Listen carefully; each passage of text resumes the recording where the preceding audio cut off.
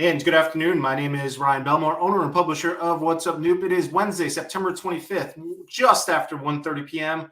Mr. Frank Prozich joins me. Frank, how are you? I'm doing fine, Ryan. How are you? I'm doing all right. I guess not as good as your Orioles? Well, my Orioles are doing just fine. All right. In the playoffs. Well, this is Ask the Superintendent. We have renamed our series of interviews. We have all sorts of asks. If you ever want to submit a question for us, you can just visit whatsupnoop.com and drop them in there. This month, we are, let's see here, first month still of school. Newport School Superintendent Colleen Burns Jermain joins us. How are you, Superintendent? I'm doing well. Thank you, Ryan. Hello, Frank. How's everything going? Week 3? Week 4? Week 4. Week 4. All right. Week 4. Mm-hmm. It's going by fast. I think I'm right. Yeah. Week 4. I know. I put you on the spot with math. No, it's like, wait a minute. Let me look. 1, 2, 3, 4. Yeah, it's week 4. Well, that's quick. Before you know it, it's going to be June. Yes, June. So Christmas and the holidays are another time of year first, that, Yeah. Okay. Very fast. 3 months away. Fast to us. 3 months away from today is Christmas. I know. I already know. Someone told me that this morning. Now that we have all of our holidays down, as well as how many weeks are in September, Frank, take it away. Yeah. So my first question, because I want to get it out of the way real quickly, with this. The labor dispute, are there any disruptions, and particularly involving the kids? And that's my most important concern.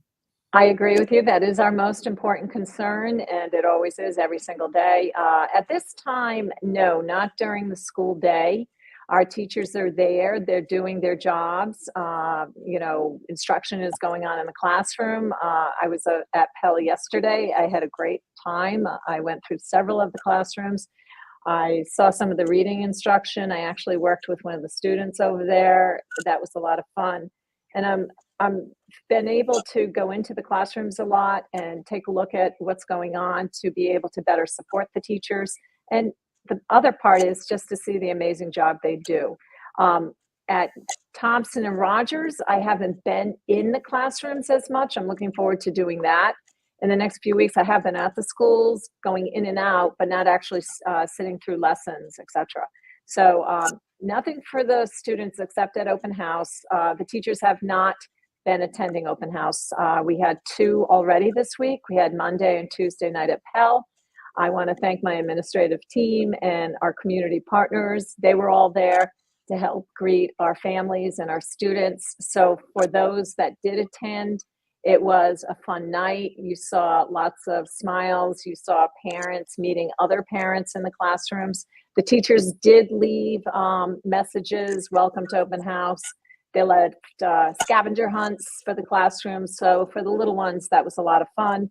And so they did have some engaging activities. But at this point in time, I do not foresee to see any teachers at any of our open houses. Tonight, we'll be at Thompson Middle School, 5 o'clock, and you'll see me, the other administrators, and of course, the dynamic leadership team of Dr. Brown, our assistant principal, Baccarat, and Miss Beth Rappa, who lead that leadership team. So we'll have tours, we'll have, visit the classrooms, see what's going on. If it follows suit what the elementary schools did, they left schedules and activities of what is going on in the classroom so that parents could be a little bit more informed. Students will do the typical show the classroom. This is my seat. This is my desk. And then they go over to the gymnasium, cafeteria. Let's see what other areas. Oh, the art, the music rooms. Those are always popular as well. So we will continue. We're still waiting for arbitration dates. We have not received that back. Our attorney as recently as the end of last week again inquired, may we please have some arbitration dates to move this forward. So we're still on hold for when our next time will be to get together. But we're hopeful that those arbitration dates will come soon and we can, as I've said from the beginning, let's agree to disagree, let a third party decide, and we just move forward. We all are in this for the right reasons, for students, education, and we want to do our best at all times. Sometimes it's difficult between management and labor, but at the end of the day, we're all one team, and we need to kind of get this wrapped up so we can move on. I wanted to talk about or ask about multi-language learners and about the certain levels. So I was talking to Tom DiPaolo, who is head of the Superintendent's Association. And he said there's basically 2 or 3 different levels in terms of the kids' ability in English. How do you deal with that in the classrooms? Are the kids separated, or are teachers in a different setting? No. So what happens is when all our children enter the school system, they are screened for language abilities and understanding language. And then they take an assessment test called the WIDA, which puts them and levels them at approximately where they may be. So from there, with Director Mooney, we look at those levels. And then as far as what certified teacher needs to be in front of those students, we then look at what is the skill set we need in order to provide the appropriate services for the children as required. It's a federal regulation, federal law that we provide these services. And then from there, we monitor their growth or their progress. Depending upon the level, if they're really non-English speaking and they're older, it takes a lot longer for those children to acquire a new language, as is with any language. So usually if they come in the middle and high school, it takes a little bit longer. At the elementary grades, that's why we have we now were able to restore one MLL coach at the elementary level as recently as Monday due to student enrollment.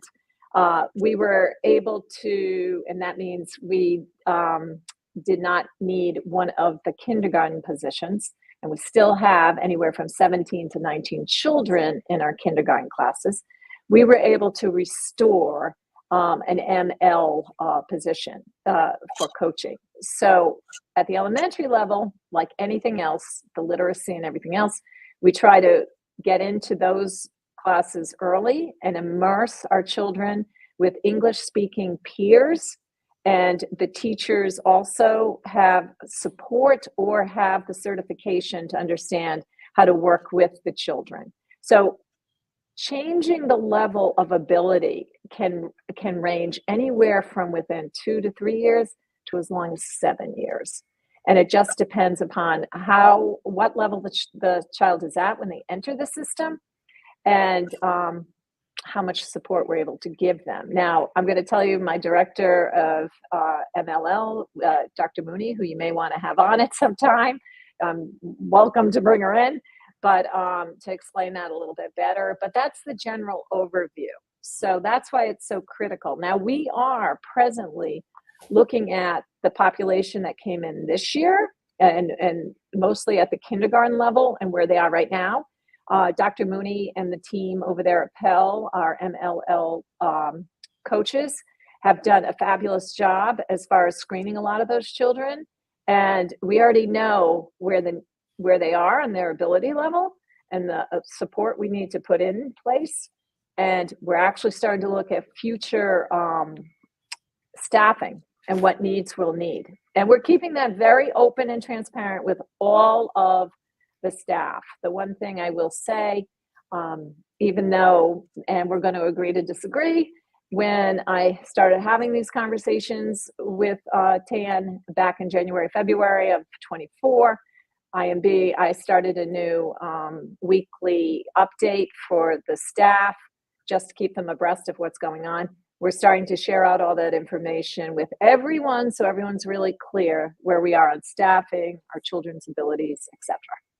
Superintendent, Frank, I got a real quick question. I think I have a good follow-up. From what I think I might understand, this might be a simple question that I'm trying to make simple, or it might be a very difficult question.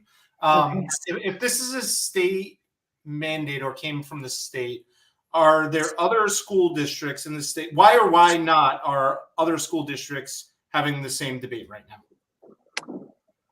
Because in my opinion, this is my opinion, and this is why we're in a labor dispute, because those with the special certification required for the services don't necessarily have the seniority in the school district. And when it has always usually been the past practice, when you get into a situation, whether it's for budget purposes or staffing, usually is last person in, first person out. They call it LIFO, last in, first out. And usually certification does not always impact that because of, I'll say, and again, I want to state very clearly, this is my opinion, because we've had such a quick, well, it hasn't, we've seen it coming, but because we have so many children that have and need ML services, that we've had to look at what we must have in order to be responsible and meet the federal regulations and state regulations for providing services. So that means exactly what Newport did. We looked at the teachers we had that have that certification. We looked at where the students were at the grade levels. We also looked at best practices as far as the earlier we have those interventions, the more quickly they will adapt and get the English language, and they can move on. So I think that's why you're hearing a lot of discussion about it, because it's all right, what do we do and how do we do it? I will not be surprised if many have their eyes on Newport and what we are doing, because we made the move and made this, we made the move and we said, we have to do this. We have to have people with the correct certifications in the classrooms.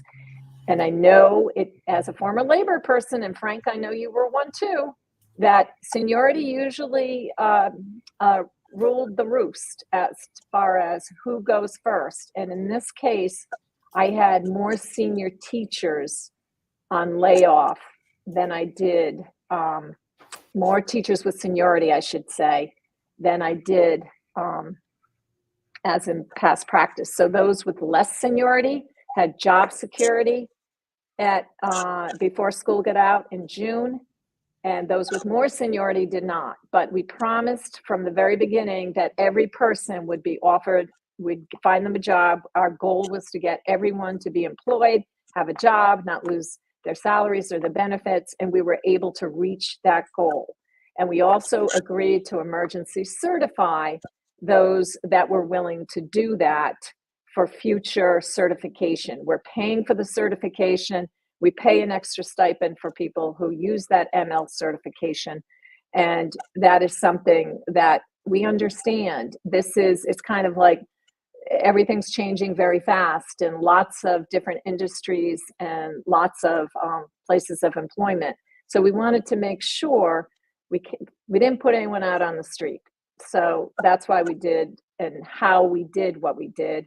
And it was a long process, because we had to, when positions were still open, we offered it first to anyone that was still laid off or not having a job. And then as we started to fill those positions, we finally got to a place where we had everyone back, or we did have a few people take a year's leave, and they are able to do that by their contract, take a year's leave. So we did have a few people do that. And then once we had everyone in place, we had some positions still open that we had some of our people that wanted, didn't necessarily like where they were. And they said, could I do that? And we honored that as well. We worked with TAN and we honored that. So I want to jump in really and almost answer Ryan's question a little bit, because I do talk to other superintendents of schools mainly in the Washington County area, as well as Tom was head of the Superintendent's Association. And what I do hear is that people are looking at Newport and at least have some concern or speculation that the same situation might recur in other districts. Mhm. I don't see how other places can avoid it. And if you look, and I really can't, because believe me, I didn't wake up one day and want all this to happen. But I don't know if I could not think of any other way. Now I find it interesting, which I've already raised with some people, that the Boston Public Schools seems I have to look deeper into what they're doing. Seems to be doing this for special ed, like how we said, we need to have people ML certified because of our population. I'm, at least when I'm reading, and I've read it in the papers. I didn't read it from the superintendent or anything like that from Boston, but it appears that Boston Public Schools is looking to have its teachers dual certified for special ed as well, to be able to provide the services in the classroom if the IEP will allow it, so that the child is not being pulled out of the classroom. That is one of the biggest things you never want. You want the children to stay in their classroom with their classroom teacher and not miss core instruction. The other thing is, and I think our teachers are very good so that this doesn't happen. You don't want children labeled or feeling like I'm a little inadequate because I have to be pulled out for special things. So that's why we want to make sure, as I said, from a central office perspective, the role of this office is to make sure we have equitable teaching and learning in all our classes and in all our schools. And how do we do that? So this is what we did. This is what we're doing. And as I said, I'm looking forward to going to arbitration so we can have a third party come in, make the decision, and just, let us all move on. It is a new time and a new day in education. And I think we all need to embrace it, work together, and do what's best for children and families. You mentioned the kindergarten, the kids coming in. Are you seeing a growing number of MLL students? Yes. Yes. And you already have, when I look at statewide, you have a fairly large percentage to begin with. Yes. We do. I want to I want to go to this maybe a second part of all of that. Are all staffing positions filled? No, we have. I went over this morning with Director Jacques. We still have, Pell has, I believe, 2 positions they're filling there. Thompson is wrapping up 1 position, and Rogers, I believe, is complete. We've made a offer to a potential new teacher here in our district. So we're getting there. I think within the next week or 2, we'll have everyone fully staffed. And is enrollment down again this year? It is down. As a matter of fact, in my weekly update, I'm putting a chart in it just to inform the public of what we're seeing in the trending. And we have NESDEC does yearly enrollment projections for us. It does show a downturn in our student enrollment, which we did see last year. And since COVID, we have seen it.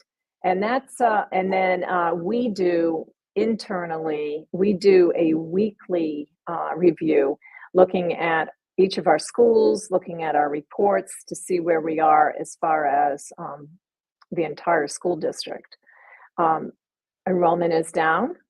I think if you look at what the projection was for this school year, I think there's about maybe about 70 students, 70 differential to the, we have 70 more, but it's still going down, and it's going down to a pace that we have to do a lot of analysis on, because that does impact 2 things. First and foremost, It impacts how we staff the schools. And secondly, it impacts funding. The state formula is tied into your student enrollment.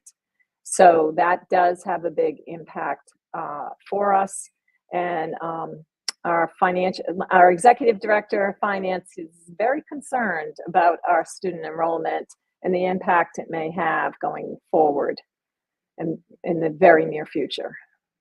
Is enrollment decreasing because more kids are being homeschooled, going to charter schools, or going to other schools, or because, as I believe Kids Count pointed out, it may not be Kids Count, it may be something else, that the 18 and under population from 2010 to 20 decreased statewide 6.3%.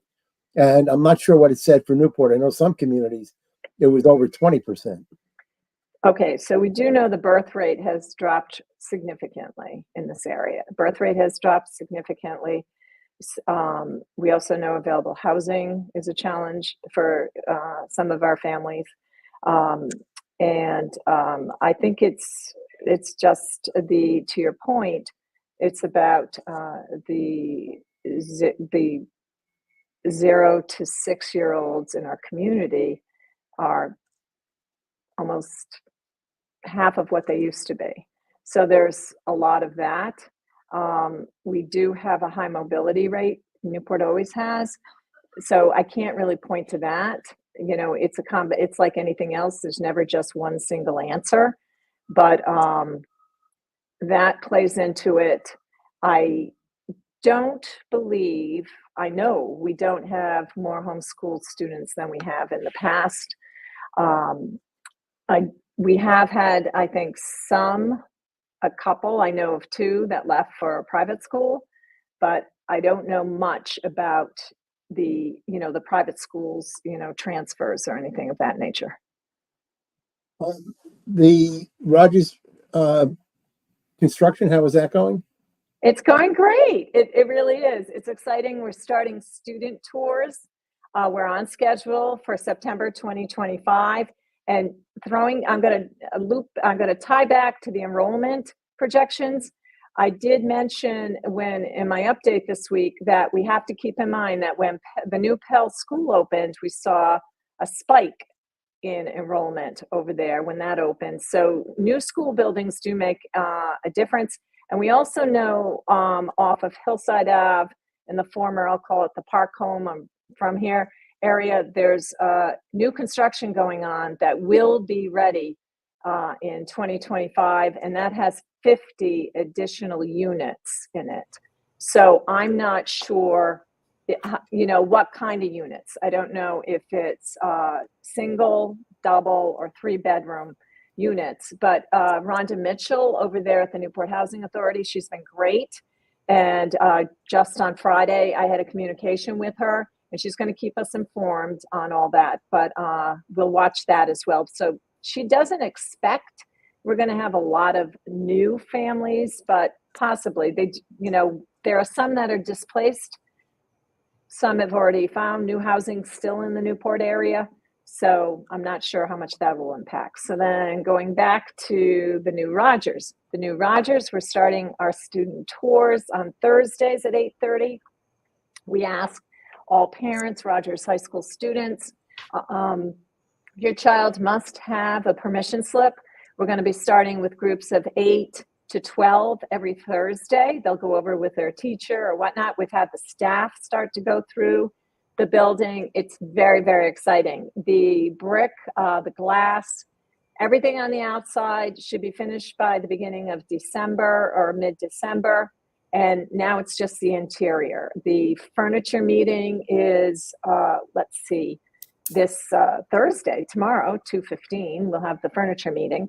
And then we're starting to look at just those final touches. We also have going on in middle of October, we're going to be having the utility lines coming off of Old Fort Road. We are going to have some construction on the other side of the campus. So we'll be giving you more details and information about that. We'll have to move the fencing and we'll have to reroute some of the students on the campus during their school days. But Director Young and Principal Vance are working on that. On Friday night, I think around 8 o'clock, 8 or 9 o'clock, we're going into the cutover, the electrical cutover. So there will be a lot of activity going on overnight Friday on the Rogers campus. The neighbors have been notified. The city is aware of it. That cutover hopefully will be completed, fingers crossed, by 4 o'clock Saturday. We purposely have that Sunday in case we run into any complications, so that we will still, no matter what, everyone still has school on Monday. So that will be going on this weekend. Let's see. Everything else is moving forward. I have a quick follow-up, a nerdy one. When we talk about enrollment declining up and down, so inclining or declining, the transient number, is the transient number only included of those possible? But what I'm trying to get to is how close do you watch the Navy base, and do you know if incoming, outgoing is changing all that much? Could that be affecting the number? No. Okay. So no, our mobility rate, Ryan, Mobility. mobility, right. Our mobility rate is mostly dependent upon those that move into affordable housing or move out, and they get vouchers, and then there's a certain time of year they're able, that we have, I'll say, a little bit of spike in enrollment, or we might have a withdrawal because they're moving on to other places. The mobility rate as far as the military. So I am on the MC13 commission. It's the military commission. As a matter of fact, we had our meeting yesterday afternoon, and Rosemary Krager, the former superintendent in Middletown, headed that. The new Bill Niemeyer. I hope I'm saying Billy's name right. He will be taking over. She's actually attending the housing aid meeting for all of us down in Washington, D.C. right now. And they're the ones that kind of give us an indication of what's going on or possibly going on. In this area, the Coast Guard cutters may have an impact on the... Oh, you muted yourself, Superintendent. That's okay. My earbud just went out. Okay. Yes. It died. All right. So former Superintendent Krager is there in the meeting. We did hear yesterday that the Coast Guard and some of the activities that are now going on over at the Navy base, almost like a revival in some areas, will have an impact. But Middletown is the one that has the most available housing. Newport does not have a lot of available housing. And we also heard that the cost of housing on Aquidneck Island is causing quite a few to go off island to the Jamestown, North Kingston, and as far as West Warwick area. Wow. So, yeah. So that will have an impact, they believe. How much of an impact, I think we're going to know more after the new year. So we do. Frank, I'm sure you have more you want to get to. I do. In your message, you mentioned about attendance, and that you said that our early attendance numbers are not where they need to be. Can you elaborate on that? Yeah. Usually at this time, we're not where we were on the 4th week last year in September. So we actually take a look. We do a compare. How we doing? And so at all our schools, it's not just one, it's all our schools. We need to make a little bit more of an effort. I would say there's probably about a 5% difference between where we were last year and where we are now. So we really do need to keep that a priority and make that a priority. I know today, Principal Vance and I were walking the high school grounds, looking at some of the construction. And we also were having a discussion about the attendance. And we have a new restorative justice position here, culture and climate. He's great, Mason Choice. And we've already started to see an impact in the work he's doing. And for those of you that are saying, what is that all about?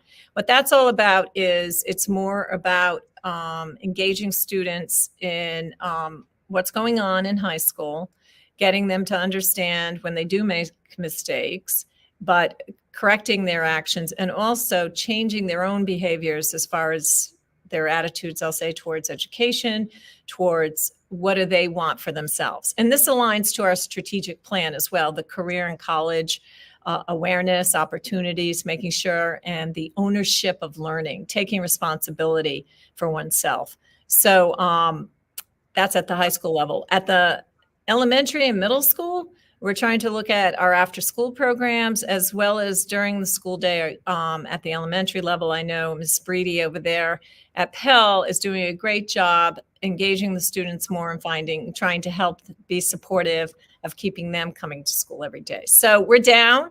I can't right now at this moment give you, this is why we think it's happening. We just know that when we look at the data, we're not where we want to be, and we need to continue to focus on the attendance. You made a good choice with Mason. Oh, thank you. I'll be sure to tell him. Get it? Mason choice? Choice Mason? Oh, Mason is a great guy. Mason's awesome. Okay. I'm proud of you, Ryan. That's Okay. what I would have said. Very good. I know that RIDE, Rhode Island Department of Education, is in the midst of its next Jacobs report, if you will, by whatever name it is. And clearly Pell and Rogers with the new construction will fare very well. How will Thompson fare? And are there any capital projects that are going on or need to go on at Thompson? Yeah, we do. We delayed, we will be having, we're redoing the front door area. And that will take place over the Christmas break. We have a capital improvement there. We replaced a rooftop unit over the summer, RTU, and we'll have another one that's for the HVAC system. We are looking, as a matter of fact, we haven't mapped it out yet. We're at the stage of, okay, we know we need to do this. We're doing a building inventory of space. And I say that because of declining enrollment. Presently, right now, over at Pell, we have our director, all Mooney and Andrade, and we do have some offices over there as it is now. We also have, I'd say, 1 or 2 rooms that are not being used. So we're going to go over there and take a look, because ideally we would like to eventually move, if possible, and this has to be approved by school committee or whatnot, but we have had the discussions about moving grade 5 back to Pell and keeping it at an elementary level and making Thompson 6 through 8. So that's a very preliminary discussion we're having, but we have to first do an analysis of space. We have to look at those enrollment projections and move, if we're going to do anything, get a plan together. As far as Thompson goes, I think, Frank, some of the discussion has been that maybe moving some of the administrative offices over there, because as of this very moment, I'm still in the Winnebago with Miss Nash. She and I are in a Winnebago, and the HR department does need a home as well. So we're looking for our office and HR. And then if we have something for us, then it's kind of like everyone's taken care of, at least for now, having a space. But work-wise, reality-wise, and most importantly, student-wise, what's the best place and space for our students and their, learning? So that's what we'll be doing in the next, literally 60 to 90 days. Circle back to Rogers for a moment and check in on the finances and where we're at with the finances, and also where we're at with cosmetology and automotive. Okay, I'll start with cosmetology and automotive. So if anyone wants to be a hero or wants a program named after them, we're waiting. For the automotive, the name is Leno. Yeah, well, that's what I was hoping, but we'll see. So the automotive program has a home. We have a tentative schedule, and I want to thank our friends over at the Navy base. Our students will be accessing their facilities over there. And actually, it's a great partnership. They're excited to have our students over there. so that we'll kind of revive their auto facility, I'll say, because usually during the week it's not used. So we'll be using it and then eventually, hopefully, providing, which we do over here on our campus, customer service. That requires transportation, though, and we don't want to lose instructional time in doing that. So we're trying to map out a schedule that works. And I want to thank Director Young and Assistant Principal Monahan. They're working together. So on that. The cosmetology program, we're still trying to find a firm home and place for them for the next school year. 25-26. So we're still looking for that. We're hoping to have some good news by the beginning of this calendar year, 25, and we'll have a place and home for them. But we are looking for alternative space for them. We also have some people in the community that are very interested in supporting that program in other ways. So we're going to be having discussions with them. But those two programs, and I know one of your candidates, one of our candidates, I should say, Newport candidates for school committee, that man has made it his mission, Dr. Power, that he wants both those programs back on Newport campus. And I support that. And I think many in the community support that as well. I have the question right in front of me, an email from him to ask all of the city council candidates that he had sent me regarding that exact item. So it sounds like Dr. Power. Yes. And finances at Rogers? Finances, we still have a gap, meaning that the allocation the city council has already given us, which we did say we may have to come back in December. We still have a gap. We're trying to finalize those numbers. I think we may have whittled it down to maybe about 2.5-3 million, but I don't want to be quoted on that until we have all our numbers and our cost savings totaled up. That was prior to this, prior to me hopping on this. This is exactly the meeting I was in right before this. So we're still trying to finalize those numbers. Any other questions I have would probably take longer than a half hour to answer. I did want to explore, and we can do it next time. There were a couple of things you mentioned. You talked about this vision of excellence, and I want to explore that more in depth, and also about a year of change. But we can hold that off until next time. Okay. It is a year of change. It's already underway, and change is hard. Change is hard for all of us, but it is a year of change. And I know I always say to some people, I say to some people, you're changing every day, whether you like it or not. Your hair's growing or whatever, or not growing. I don't know, but that is what's going on every day. But anyways, we do have change. I do want to remind everyone that we do have open houses tonight at Thompson at 5:00, and we do have it tomorrow night at Rogers at 5:00. And we welcome everyone to come to that. We did have a parent advisory committee meeting, a small but mighty group. It is still being held at 9:30 during the morning. We're trying to find a more convenient time, but we have scheduled the next one for 9:30 again. And hopefully by maybe in between now and our next scheduled one, we'll have an early evening one for others, for other parents. I'm trying to get a good time from others that find 9:30 challenging. But I wanted to let you know that the school committee meets on October 8th. The policy group meets on October 16th. And our next parent advisory is October 17th. We're going to have school building meetings as we usually do on Monday evenings, October 7th and 21st, it looks like. Some of the members out there will be, wait a minute, October 7th. Yes, I think we are going to have an earlier one, October 7th. Our sports teams are at it this afternoon. Thompson will be at Braga Field, the Thompson Warriors, the boys at 4:00, and the girls will be at Gaudet. And then the tennis team is on the courts this afternoon. We have volleyball at 6:30 at Thompson. And so you can come to open house and stay for the volleyball game. And then we have soccer, and that's going to be at Tiverton High School tonight at 7. I actually did the circuit 2 Fridays ago. I started in Newport. I went to Tiverton. I went to Middletown. Then I came back to Newport. It was great. I just made myself, I said, I have to do it. I took my calls in the car And at 4 o'clock, I started the rounds, and I got home at a little after 8:30. But I did it. Nice. Hope you're getting mileage. No, There you go. Speaking of sports, just a quick addition. Former Councilor Susan Taylor calling me.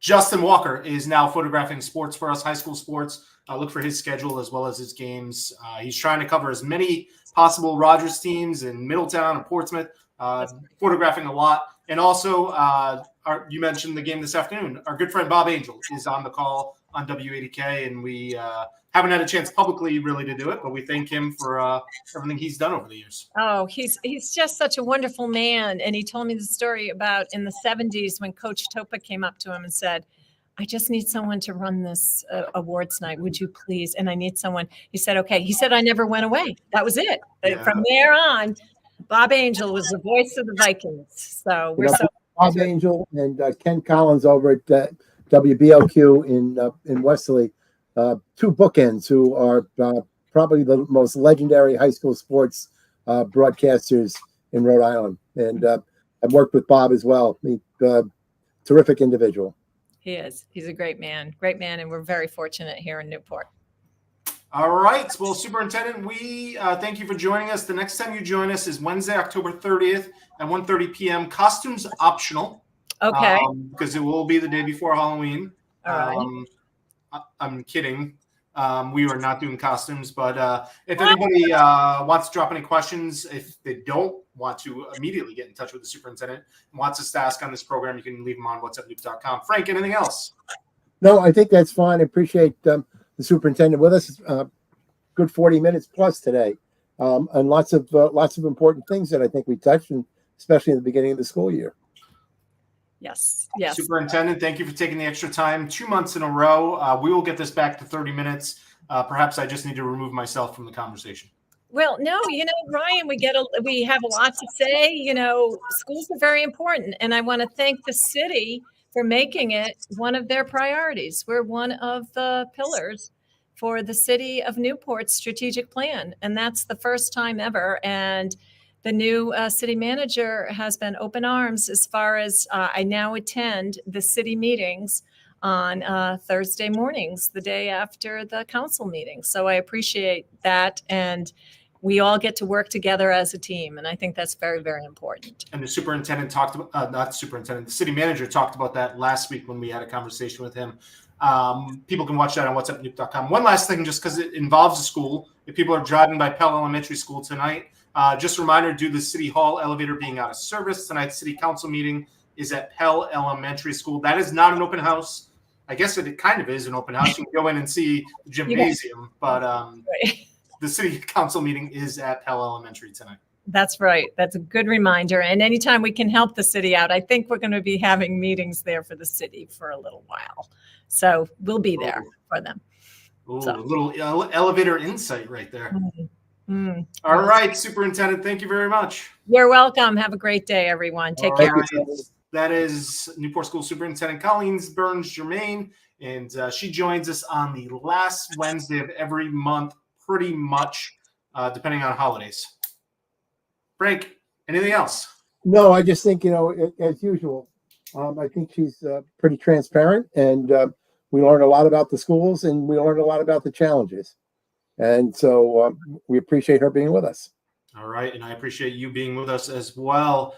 All right, so on behalf of Frank Prosence as well as myself, we want to thank Newport School Superintendent Colleen Burns Jermain for joining us today. Again, she joins us on the last Wednesday of every month. The next time she joins us is Wednesday, October 30th at 1:30 p.m.